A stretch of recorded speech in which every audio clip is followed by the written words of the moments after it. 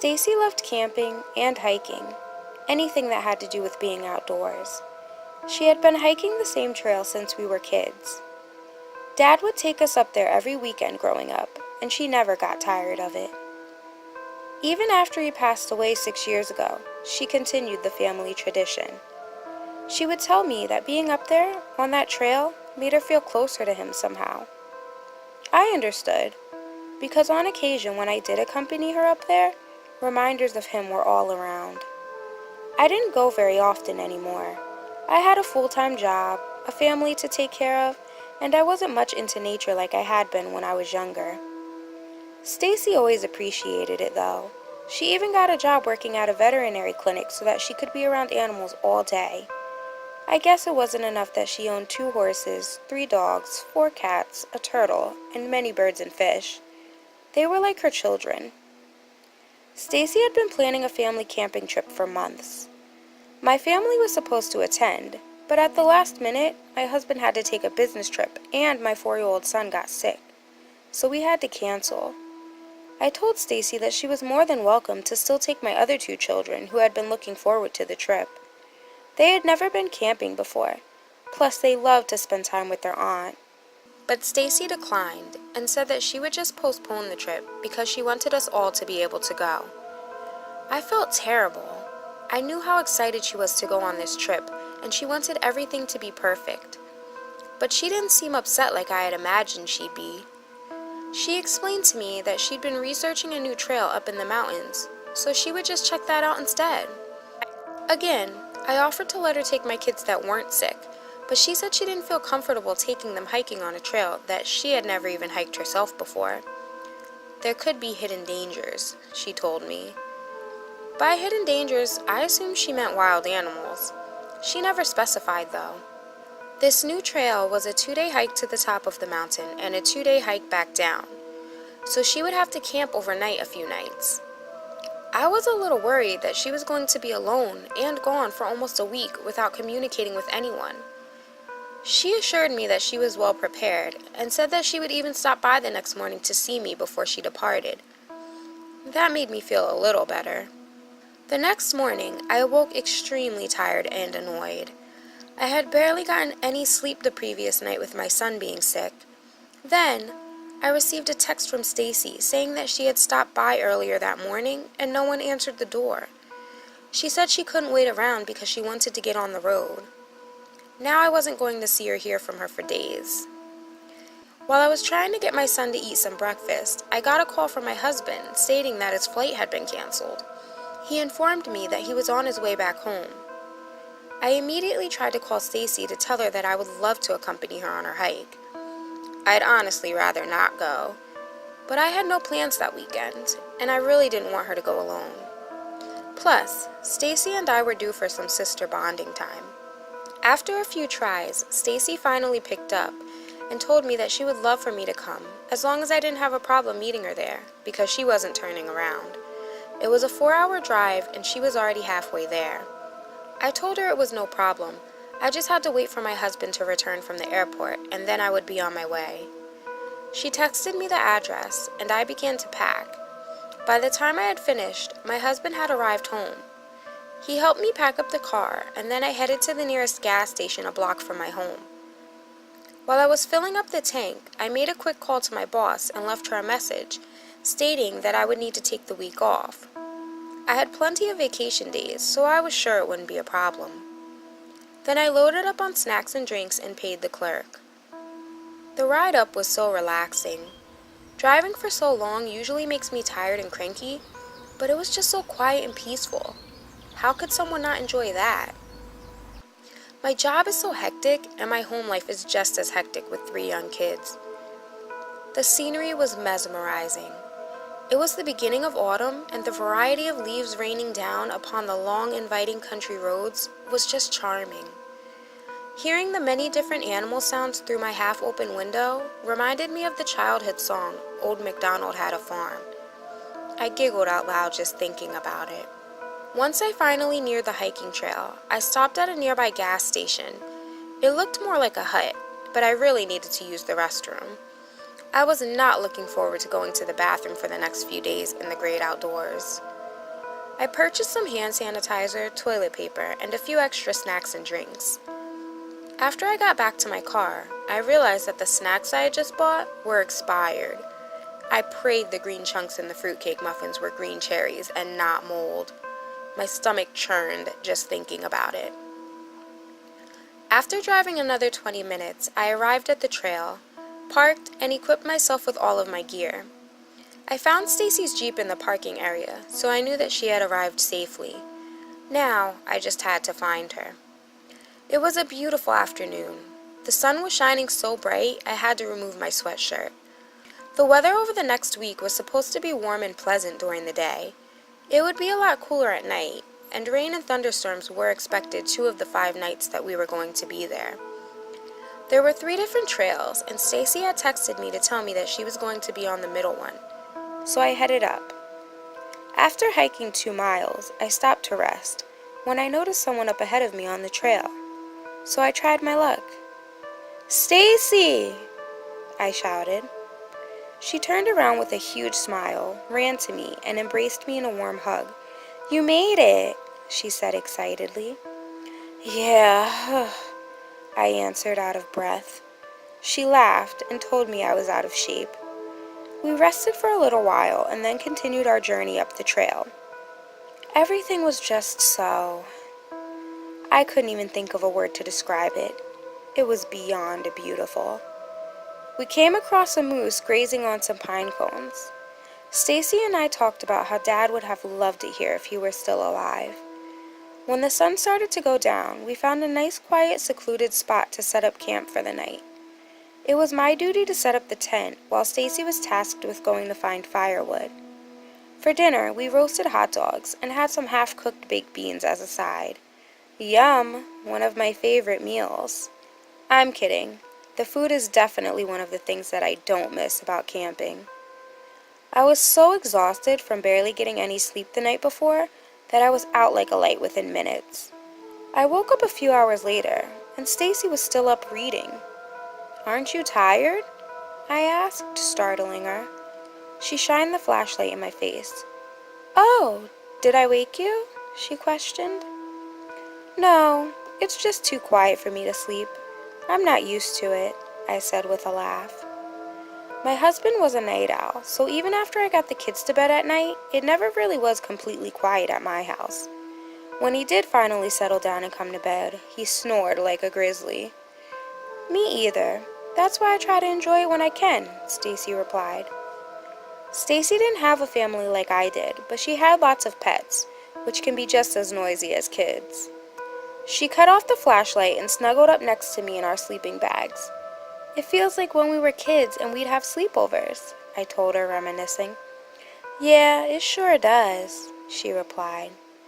I could tell she was smiling, even in the darkness. "We should do this more often," I said to her, but she was already asleep. Stacy woke me up extremely early and handed me a bowl of cold oatmeal. I remembered the expired fruitcake muffins and retrieved them from my bag. I took a bite and instantly regretted it. The green chunks were indeed cherries, but they were as hard as rocks. Tossing it off to the side into some tall grass, I opted for the cold oatmeal instead. Stacy began to take the tent down. I was already cranky from having to get up so early. "Do you mind?" I snapped.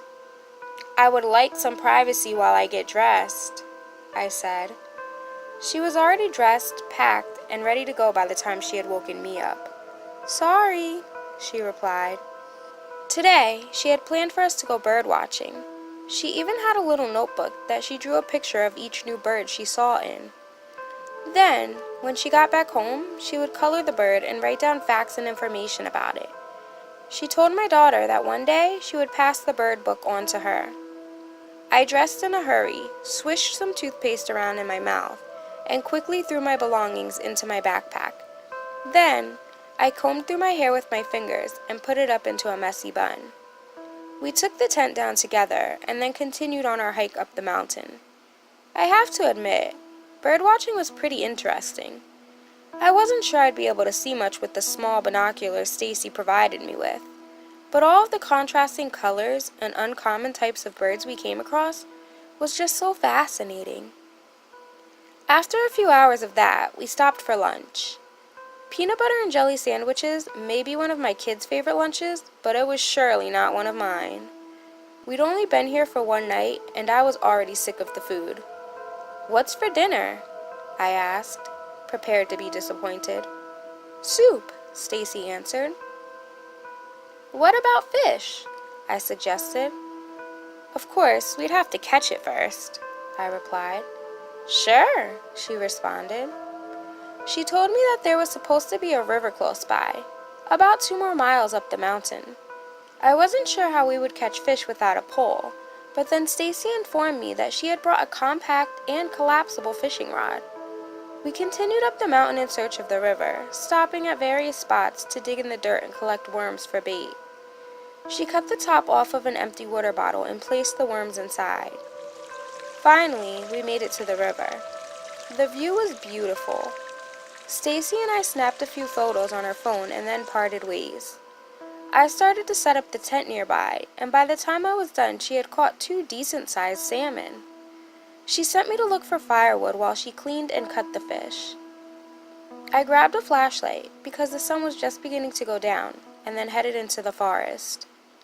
My fanny pack was equipped with bear spray, a pocket knife, and extra batteries if my flashlight died, as well as a whistle in case I got lost out there. I located some good-sized logs that I managed to carry back to camp and light a fire with, but that still wasn't enough, so I re-entered the woods. By now, Stacy had begun cooking the fish. The fire blazed brightly. I almost didn't need my flashlight. I returned with one last bundle of wood for the fire, and Stacy was gone. I checked the tent and assumed she had went to the bathroom. When she didn't return 10 minutes later, I called out to her. There was no reply, so I blew my whistle. Stacy had one too. I thought I heard an echo coming from deep in the woods, so I followed it. About half a mile into the woods, I came across Stacy. She was screaming in agony. She had gotten caught in a bear trap. The first thing I thought was, what in the hell am I supposed to do? The second was, who would set a bear trap in the woods next to a hiking trail? If bears were spotted in the area and traps needed to be placed, they are obligated to let the public know about it. Stacy hadn't mentioned anything. I stared in shock and disbelief at her mangled leg. I could tell she had been crying from the dry tear streaks on her cheeks, but she was silent now. "Does it hurt?" I asked. What a stupid question, I thought to myself. Of course it hurt. Blood was splattered all over her, and there was splintered bone poking out of her leg. It didn't help that the trap was rusty and clenching as tightly as it could to her leg. I hoped she had gotten her tetanus shot. I tried to pry it open, to no avail. She screamed every time I touched it. An endless trail of blood trickled into the leaves, grass, and dirt surrounding her. She shivered. All she was wearing was a t-shirt and shorts. It had been a lot warmer earlier that day. I told her I was going to go back to camp and grab some jackets and blankets. She begged me not to leave her. She said she felt dizzy, and moments later she fainted.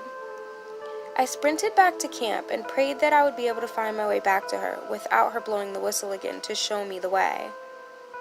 I followed the blaze of the fire and grabbed 2 hoodies, 2 jackets, a blanket, can of soup, an extra flashlight, and my phone.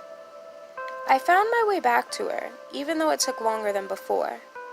Stacy was still passed out when I returned, so I attempted to put the hoodie and jacket on her without causing her too much pain.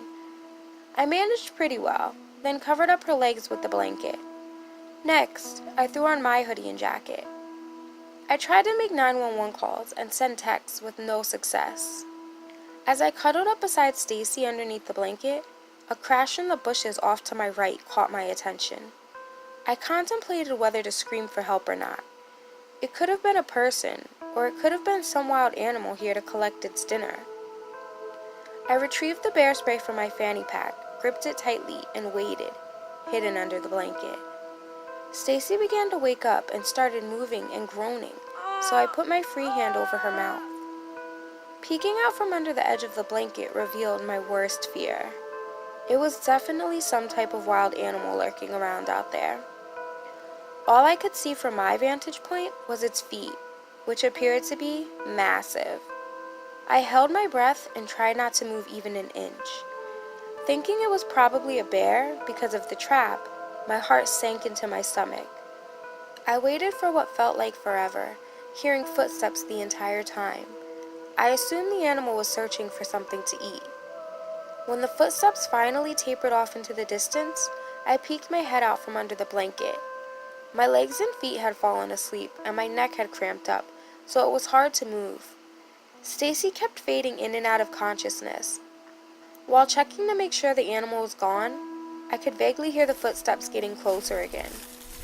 Returning to my hiding place, I removed my phone from my back pocket and hoped for even a faint signal. Nope, nothing. We were too far up on the mountain. I remembered days ago, when we first arrived, I did have a signal, at the bottom of the mountain, in the parking lot. Fat chance of me finding my way back down there alone, and there was no way I could carry Stacy. I would just have to wait until daylight to figure out what I was going to do. The footsteps came closer and closer, and then stopped. Although I had been able to hear the animal's footsteps, there were no other distinguishable sounds I recognized. It was silent, which was unusual because bears normally let out a growl or a grunt here and there. Unexpectedly, the blanket lifted into the air, revealing our hiding place and leaving us completely vulnerable. I immediately stood up to look more threatening and squeezed the bear spray trigger intensely. This made the bear incredibly angry. It stood up on its hind legs and let out a deafening roar. It echoed throughout the forest. I glanced around in a panic, looking for somewhere new to hide.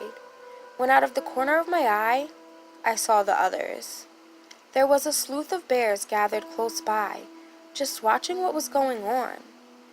Instantly, a terrifying realization came to me. I was going to die tonight. Stacy was still going in and out of consciousness. It seemed as though the bears didn't notice her.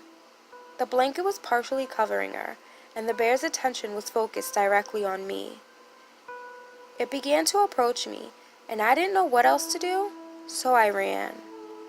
Knowing I couldn't possibly fight them all off, I screamed frantically, praying that another hiker would hear me.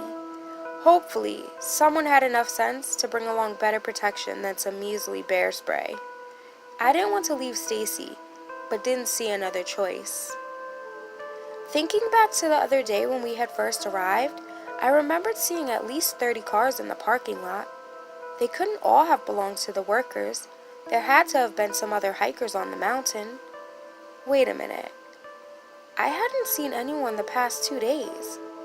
We hadn't run into anyone at all on the trail. Oh no!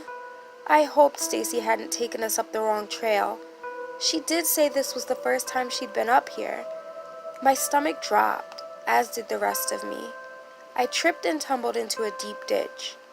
My ankle was twisted pretty badly and was already starting to swell. I pulled myself up on a nearby tree branch and didn't see any sign of the bears. Slowly, I limped my way out of the ditch, and the last thing I remember is something heavy hitting me in the back of the head. When I awoke, I couldn't tell how much time had passed, but my head and ankle were both throbbing with intense pain. I felt something wet and sticky dripping down the back of my neck. As I went to lift my arm to check it out, I realized my hands were bound together with an enormous amount of duct tape. What the hell is going on? I thought to myself. I was attacked by a bear, but there was no way in hell a bear did this. And where's Stacy? As my eyes adjusted to the darkness, I began to see some things that gave me a clue as to where I was. There were small square windows covered with dirty cloth or towels. I saw tools all over the place. I could even make out a workbench in a corner on the other side of the room. It seemed I was in a garage, or maybe a shed. But I had been hiking with Stacy in the woods, in the middle of nowhere. There were no places like this anywhere up here. My mouth was taped shut, as well as my feet taped together, so I couldn't get up and move around to arm myself with a weapon. I just sat there in the cold metal folding chair and waited. Eventually, someone came in dressed in a costume. I guess it was supposed to be their disguise. They had a tray with a glass of water and a sandwich. I thought they were going to remove the tape around my mouth, but instead a hole, large enough to fit a straw and small pieces of food through, was cut into the tape. They cut the tape that restrained my hands and feet, and I gulped the water down. It tasted strange.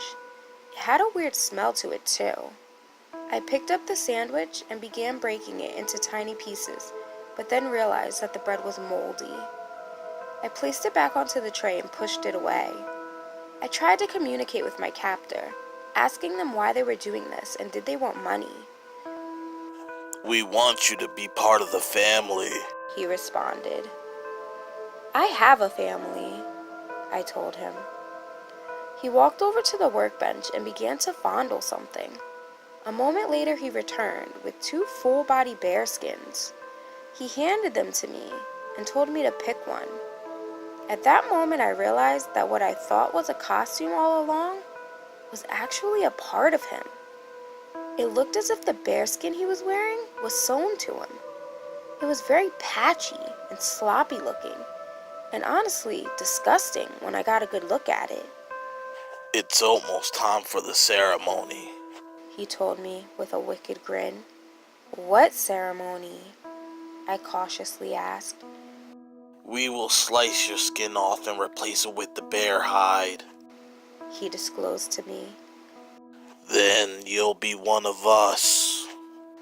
He smiled, baring all of his sharp canines. I just stood there in shock, looking at him holding the bearskins. "What? You don't like these? We have others to choose from," he tells me. He lays out an array of them on the floor in front of me, and then leaves. This is crazy, I think to myself. There are all types of bearskins in front of me. There's a black bear, grizzly, polar bear, and even a panda skin, among others. I began to search for a weapon now that my hands were free, before they could come back and restrain me again. I only had time to grab a screwdriver and shove it down the front of my pants before the man returned. I wasn't sure whether or not to ask about Stacy. My hope was that she was still in the woods, and they hadn't discovered her, but I doubted it. The man asked me if I had made a decision, and I decided to play his little twisted game, for now. I figured when he took me to wherever this ceremony was, that would be my chance to run. I told him I had chosen the panda. "Great choice," he replied. "The men love the pandas. You won't have any problems when it comes time to mate," he told me creepily. Suddenly, there was a knock at the door. The man answered, and whoever it was, I couldn't see, but I could hear them. "Is she ready?" they asked. A few moments later, another girl was dragged violently across the floor by someone wearing polar bear skin. She ended up banging her head off of the dirty concrete. She had some kind of a bag over her head, but as soon as I noticed her mangled leg, I knew it was Stacy. My heart began to beat rapidly. Damn it! I had my escape plan all ready, but how was I supposed to get us both out of here alive? She couldn't run, and if I left her, they would most likely kill her. I was happy that she was free from the bear trap, and I have to admit that I was even relieved that I wasn't here alone anymore. They chained her to the workbench across the room and yanked the bag off of her head. She looked around in a panic. As soon as our eyes met, she began to cry. "Are you okay?" she managed to ask through her tears. I nodded my head. "What's going on?" she asked next. I shrugged my shoulders. I noticed her leg was in a split, created from sticks. One of the captors came back in with food and water for Stacy. "Don't bother," the other said angrily. "She's too weak. Her wounds will be infected within a day. We could amputate, but what good would she be to us with only one leg?" This put both Stacy and I on high alert. I pulled the screwdriver I had stored earlier out of my pants while they were talking and slid it into the arm of my hoodie.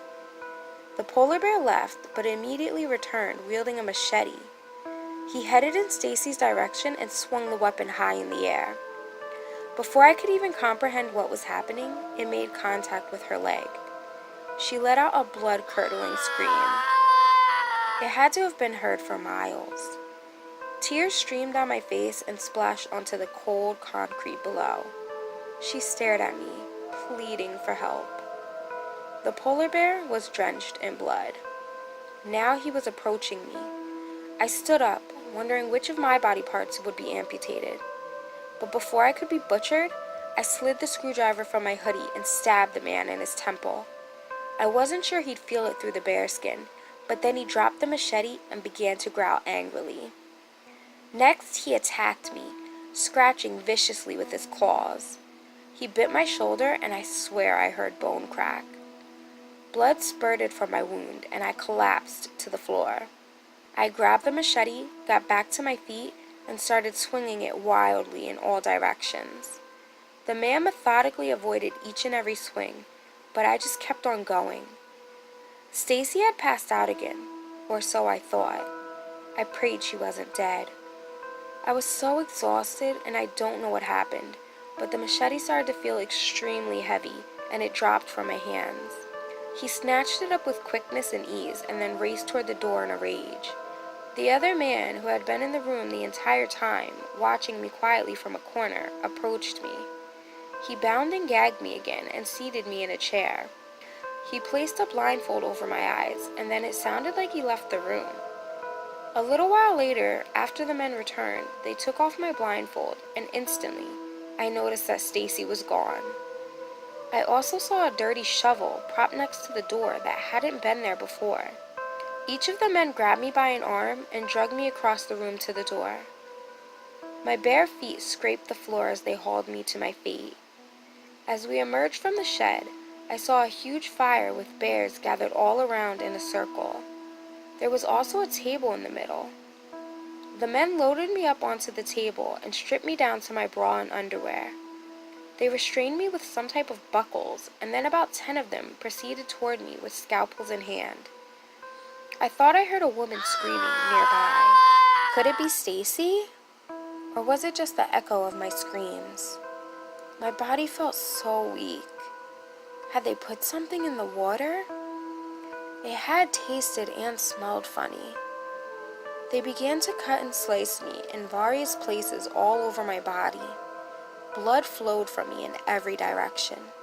My voice was so hoarse from all of the screaming, all I could manage to do now was squeal and squirm around in pain. It felt like they were cutting at me forever. I wasn't sure how much more I could take. Suddenly, I heard a loud boom. They all scattered, and then I felt my restraints being removed. Something big and burly picked me up and then started to run. We didn't make it far before I was launched into the air and then pounded against the ground with tremendous force. Run, quick, get out of here, get out of here, get out of here, get out of here, get out of here. I heard a deep voice yell from behind me. I glanced up and saw a man that I didn't recognize with a large rifle. He had it aimed at the bears who were approaching him. I clumsily leapt to my feet and darted towards the woods.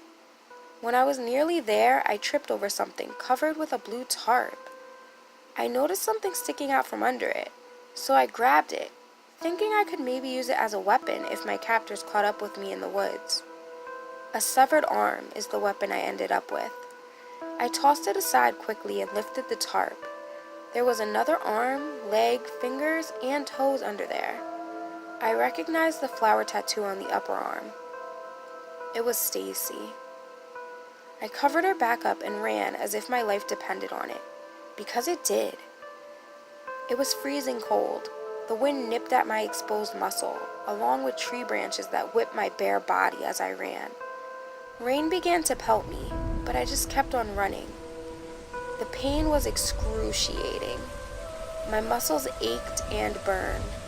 My feet were cut all up and throbbing due to being exposed to the elements. But I kept on going. I had to. For Stacy. It seemed as though I'd been running forever when the sun finally started to come up. I reached the place where our campsite had been before we were captured. I quickly threw on some clothes and grabbed some water bottles, food, and a flashlight. I headed back into the woods, but then remembered something and turned back around. I retrieved Stacy's bird book from her backpack, along with her phone that contained the last pictures we had taken together on our hiking trip. I re-entered the woods and ran down the trail, hoping that I was going the right way. I ran into a woman wandering and asked her if she knew what day it was. She told me that it was Tuesday, so I had been held hostage for the past 2 days. The woman looked frantic. She explained to me that her and her husband had been camping and heard a woman screaming last night. She said her husband went to check it out and never came back. I didn't want to be the one to tell her that her husband was probably dead, so I told her to come with me to the bottom of the trail so that we could call the police. She told me no, that she couldn't just leave him, but I knew if she didn't come with me, she could be those sickos' next victim. I begged her to just leave him a note, stating that she went to the bottom of the mountain to call for help. She reluctantly agreed, wrote the note, and then grabbed her gear and accompanied me the rest of the way. She couldn't see my mutilated body, so she had no way of knowing that something terrible had happened to me. Not unless I told her. I decided to keep it to myself. When it got dark, she wanted to stop and set up the tent for the night, but I refused to stop going. I was desperate to get to the bottom of that mountain. Until I was there, I knew I wouldn't be safe. However, I did decide to stop to take a quick rest. I was famished.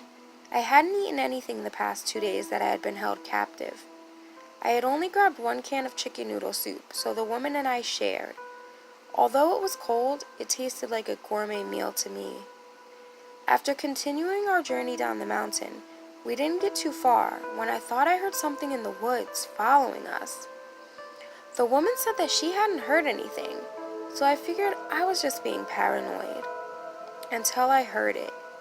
The familiar, thundering footsteps. I started to run, leaving the woman behind. I felt horrible, but I didn't have time to warn her, and I refused to be captured again. Sorry to say it, but better her than me. I briefly glanced behind me to see if the woman had gotten away, and I saw her running towards the woods, right toward where the footsteps were coming from. What was she doing? I thought to myself. I was beginning to run out of breath when suddenly something rushed at me and tackled me from the side. I quickly sprang back to my feet and kept running as fast as I possibly could. I did get a glance at my attacker and knew that it had to be one of them. They'd found me. It was a sloth bear. I knew it had to be my attackers because that type of bear isn't found anywhere in the United States besides in zoos. That's exactly where I had seen one for the first time when I took my son to the zoo over the summer. What I found to be strange was the fact that it didn't follow me. It just stood there in the middle of the trail, leering at me. When I began to slow down, because I felt like I couldn't go any further, I heard a sound that immediately changed my mind. It was a chainsaw, and it sounded as though it was nearby. Next, I heard spine-chilling screams. They belonged to a woman, so it seemed only right to assume that they had captured the woman I had just been with. Every time the chainsaw revved, the screams grew louder. I ran and just didn't stop. A day later, I made it. It was dark when I reached the bottom of the mountain and the trail offices were closed, but I was able to get a signal. I called the police and waited in my car for them to arrive.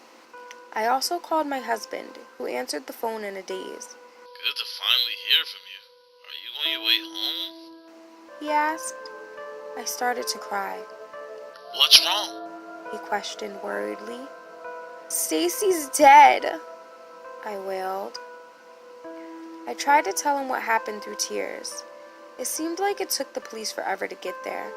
I was rushed away in an ambulance and treated at the hospital. The police came the next day to question me, and I told them everything. They came back a week later on the day I was going to be released and told me that they found no sign of anyone else up there on that trail.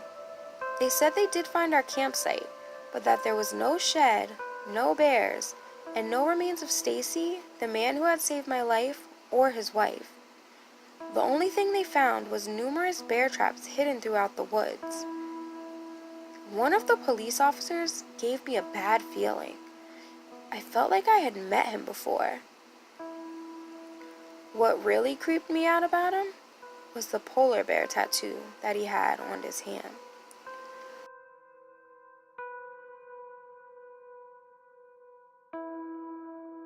Subscribe for a new story Mondays, Wednesdays, and don't forget Saturdays. See you next time on Gina's Nightmares.